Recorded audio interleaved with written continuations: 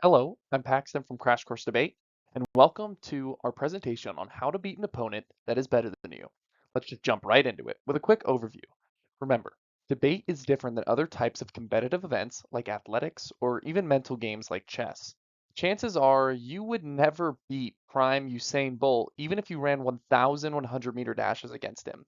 Same as in chess, where you could probably never beat a professional player in 100 straight games unless you were extremely well trained. Debate is different in the way that there's no way to guarantee a win. You can only improve your chances, and you can only improve the chances that judges will vote for you. This means that no one is ever out of the round as long as they don't literally concede. So as long as you are not the number one debater in the nation, chances are that you will debate somebody better than yourself along the way. But that does not mean that you will necessarily lose to them. To help you increase your chances to win these rounds, I will cover 3 tips to help you win as the underdog and beat opponents who are stronger than you. A quick disclaimer. Let's discuss first what even makes an opponent stronger than us. Just because someone is stronger than you at debate doesn't mean that they are better than you at every single skill. Someone may have stronger flow coverage, but maybe you shine in communication ability or vice versa. There's a long list of skills in debate that are necessary to do well. So don't let your opponent being better than you at one skill make you feel that they're better at everything. This will be an important tip later in a tip later, but just remember overall that just because someone's got you beat in one skill doesn't necessarily mean they're better than you at everything. So just because you're an underdog here doesn't mean you're an underdog everywhere. Let's get to the first tip. Give it your all. Far too often, debaters feel like they've lost before the round has even started, or after a really strong speech by their opponent. Postings go up, and you hear people say, "Oh, I lost this round." This is absolutely fatal to your winning chances. In debate, judges can see how you feel. I mean, trust me, as someone who's judged and who's talked a lot to judges, debaters are not very good at hiding their emotions. They wear their feelings on their sleeve, whether they think they do or not.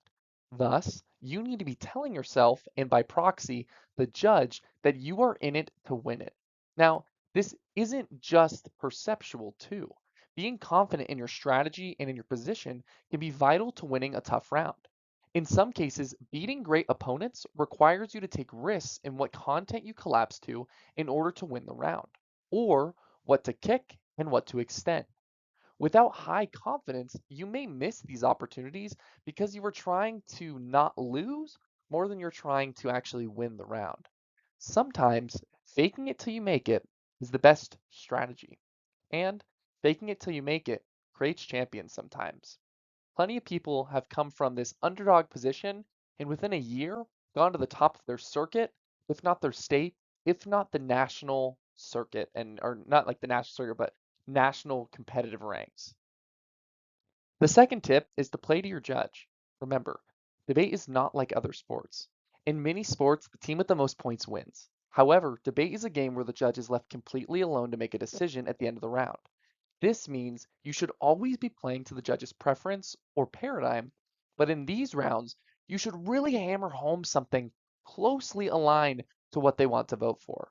A judge may feel that one side is winning, but they could be forced into a tougher decision because of your close alignment to what they've claimed they would vote on.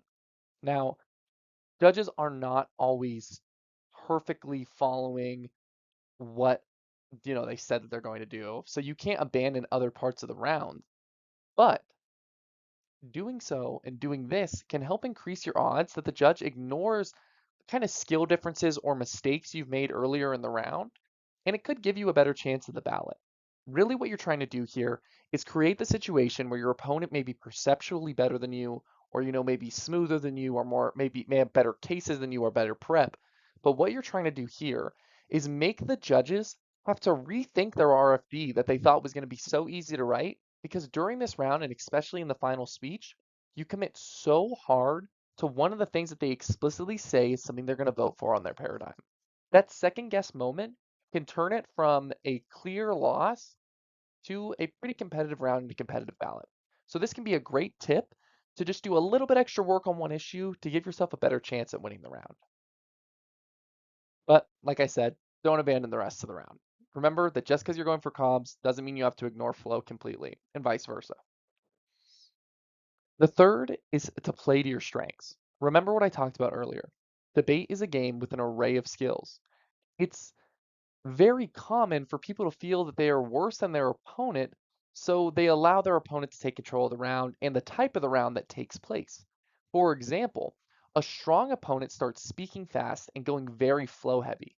For this example, imagine that you are a strong lay debater and you're a stronger lay debater than you are flow debater. Now, obviously, you still have to cover the flow, but it may be better for you to crystallize and do significant extensions that push the narrative of the case rather than trying to go fast and make a high quantity of attacks to match your opponent. If you're in the opposite case and your opponent starts with a really strong narrative case that is slow and has really strong rhetoric, then going faster may help you get them off their game and allow you to take control of the round, which is really the key of this tip. You want to be the one that's dictating the pace and the style of the round. You want to make your opponent play your game and play to your strengths. Just because you're the quote unquote underdog in a round doesn't mean that you have to play your opponent's game. And this really does flip the underdog kind of like favorite in rounds that happens, especially at tournaments where there's clashes of different styles and circuits.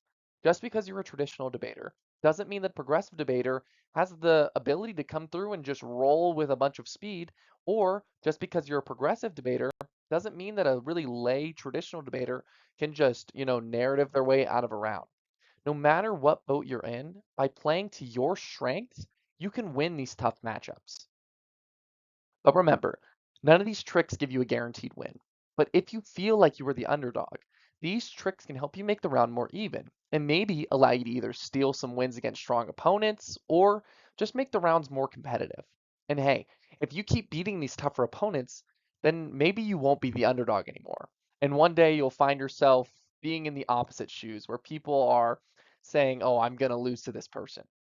So really, by winning some of these tough rounds, stealing some of these balance, making these closer, eventually you will be the stronger opponent. Thank you for watching. I'm Paxton from Crash Course Debate. Check out some more of our YouTube content as well uh, as our Instagram, and follow the link in the description if you're interested in one-on-one coaching or becoming a member of the Crash Course Debate Prep Group.